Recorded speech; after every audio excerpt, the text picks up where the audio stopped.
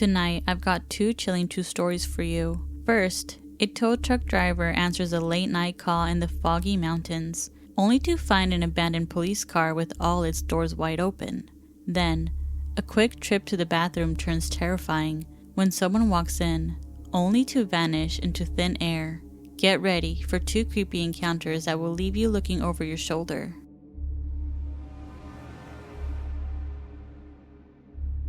It was a snowy, cold November night in 2023. We didn't get a lot of calls that day, so I was just chilling at the shop for my on-call shift. The night was going very slowly. We hadn't gotten any calls for hours. So I lay down for a bit, not expecting to get any calls for the night. Then all of a sudden, I get a call for a broken down Washington State Patrol car off this dirt road. I didn't think much of it at the time. It wasn't too weird for me since I have gotten a few calls like it before. So I hop in my flatbed and drive up to the call's location. The directions took me a good 30-ish minutes outside of the city to the mountains on I-90. By the time I got off the freeway, it was super foggy and very hard to see, so I took it slow and easy to be safe. I keep driving up the now dirt mountain road, and then I start to think to myself that this is a really odd road for Washington State Patrol to be on since they usually stay on the interstates and state highways. I didn't think much of it when I first got the call because staters and sheriffs do occasionally go out on the more remote roads, but the road I was going on was on unpaved dirt logging road. There was nothing out here, just an old logging road and trees. I tried to rationalize it to myself that maybe the cop was just out here for an abandoned car, which would explain why he is all the way out here, since cars do get left and abandoned out here often. So I just shrug it off and continue my way up the road. I finally get to the location and stop the truck dead in its tracks, and just sit there for a minute. What the hell? I think to myself.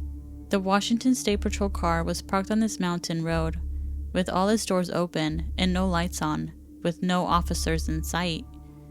It was so foggy, I really could only see the car, but it was clear to me that no one was in sight. I very heavily contemplated just turning around and going back, but eventually I decided to hop out and inspect the car and look for the officer, since he could have been injured after all. So I hopped out of the truck and grabbed my AR, with my sidearm holstered. Since I had no idea what I was about to walk into, I walked up to the car very cautiously. Just because I had my guns on did not make the situation feel any better nor safer. I first check out the driver's seat, then the passenger seat. Odd, I think to myself. Nothing is missing. It was like everything was frozen in time. At this point, I'm starting to get a strange feeling like something is off. Then, when I look into the trunk of the car and notice the AR is missing, I immediately freeze up and look around. As I'm looking around, that's when I noticed the forest was dead quiet. No wind, no nothing. I have seen a lot of messed up stuff like dead bodies, entire families killed in one accident, etc. But I was completely unnerved. Something inside me was telling me to get the hell out of there. I managed to gather the composure to do a walk around one more time, just to make sure I didn't miss anything. Then I called my dispatcher just to make sure I had the right location and information, and sure enough, everything was correct. At that point, I was ready as hell to get out as fast as possible. Right before I turned the truck around, I yelled out just to see if I'd get a response. But nothing but dead silence came back. Something is deeply wrong with this, I said to myself, and booked it out of there. The whole drive back, I had this sick feeling, like I stumbled across something I was absolutely not supposed to see, or if I was even supposed to be there.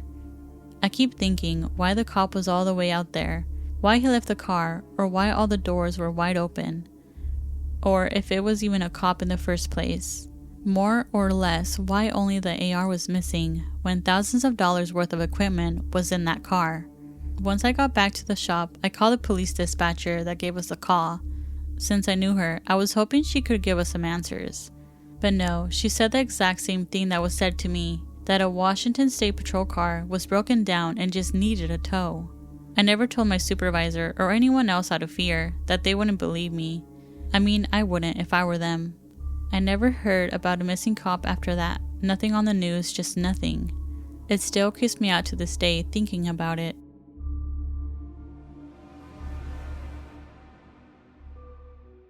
I wouldn't say I'm a full-on believer in the paranormal, but I don't fully dismiss it either. I used to work as an admin at a funeral home. I was walking to the bathroom, and for context, this bathroom is pretty small. When the doors open and you look straight in, you can see the big handicap stall, and adjacent to that is a normal small stall. I was walking while looking at my phone, but could still see out of my peripheral the legs of someone walking in front of me, also headed to the bathroom. Black pants, black shoes, normal attire, so I thought nothing of it. They were just far away enough for them not to hold the door for me, so they pulled the door open, walked in, and by then I was off my phone and saw and heard the handicap stall open, and then slam shut. And like most handicap stalls, it pulls open, and then unoccupied still stays closed. So I heard the middle stall slam shut. I'm right at the door at this point, and I grab the handle before it fully closed. It's one of those doors that very slowly closes, so I had some time. I grab it, open, walk in, and there's no one in the bathroom. I even looked in both stalls and no one. I didn't feel weird about it and thought nothing of it at the time, but everyone else I've told this to seems to be spooked by it, and I just can't think of an explanation that explains all the factors. Have a paranormal experience of your own? Share it with us at officialphantom.mic@gmail.com. Whether in text or voice recording, we want to hear your story. Thank you for tuning in to Phantom Mic, and remember, if you still feel alone, you weren't listening closely enough.